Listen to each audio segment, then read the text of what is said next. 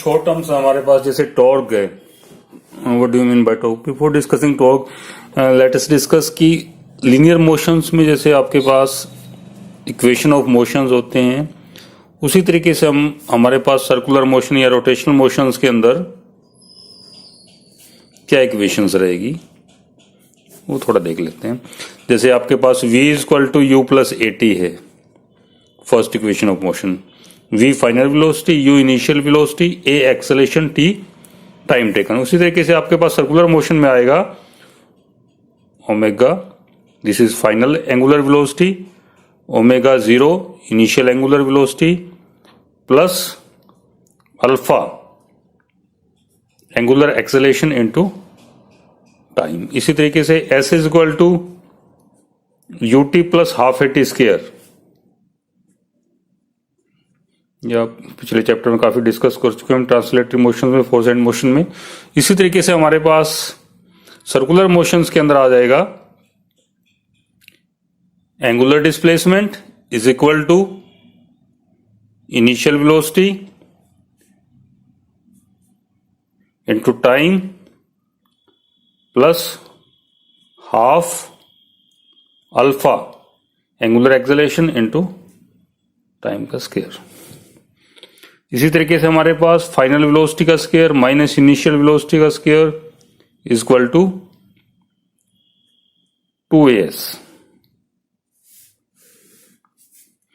यहां पे आपके पास final angular velocity minus initial angular velocity is equal to 2 into angular velocity, sorry angular acceleration, यहाँ पे एक्सेलरेशन थी हमारे पास लीनियर, यहाँ पे angular acceleration into displacement, angular displacement theta. तो और भी हम रिलेशंस आगे डिस्कस करेंगे. थोड़ा सा हम उससे पहले टॉर्क को डिफाइन कर लेते हैं, फिर एक रिलेशन डिस्कस करेंगे लीनियर और एंगुलर में. क्या लीनियर में टर्म्स है हमारे पास, एनालॉग डिस्कस करेंगे उनका. टॉर्क क्या होता है?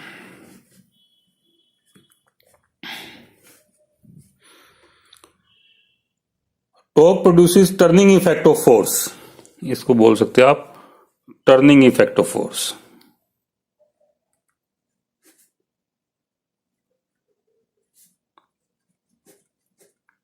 Effect of force is called torque.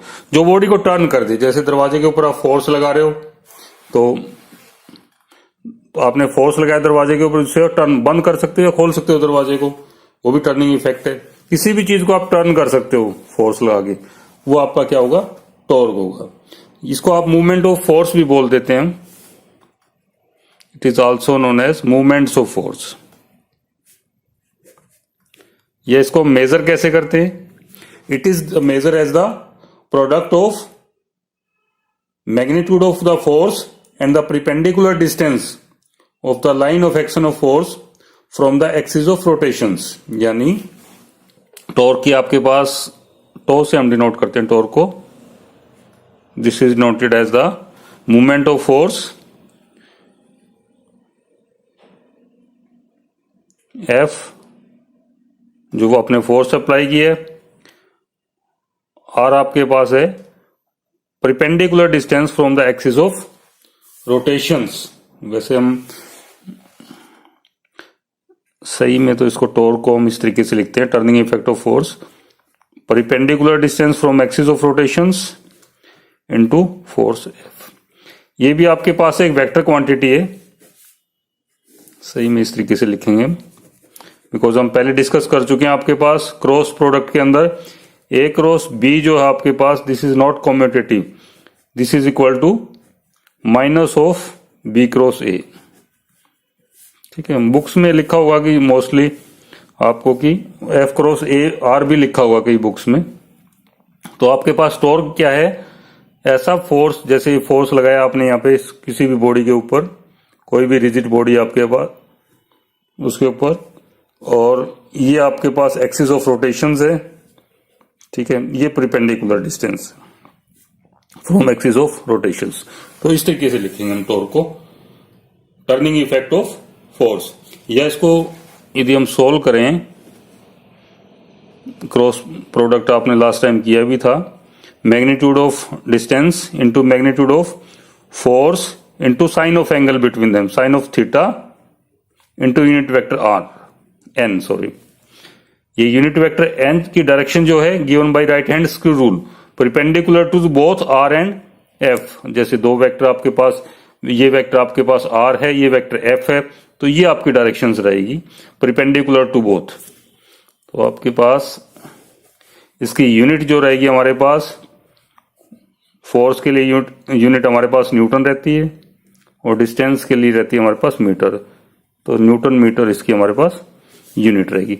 यानी जो ट्रांसलेटरी मोशंस के अंदर जो फोर्स काम करता है ट्रांसलेटरी मोशन में, वही काम हमारे पास रोटेशनल मोशन में कौन करेगा? टॉर्क करेगा,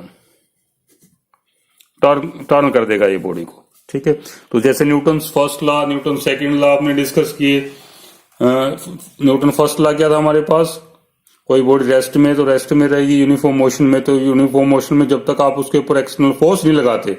यहाँ पे हम टॉर्क को किस तरीके से करेंगे कि कोई बॉडी रेस्ट में तो रेस्ट में रहेगी, यदि टर्न कर रही है, रोटेट कर रही है, तो कब तक रोटेट करती रहेगी? जब तक आप उसके ऊपर एक्सटर्नल टॉर्क नहीं लगाते हो। वहां पे मास की जगह पे क्या रोल प्ले करेगा? कौन रोल प्ले करेगा? Movement of inertia. तो movement of inertia will role play the in movement of inertia जो है हमारे पास,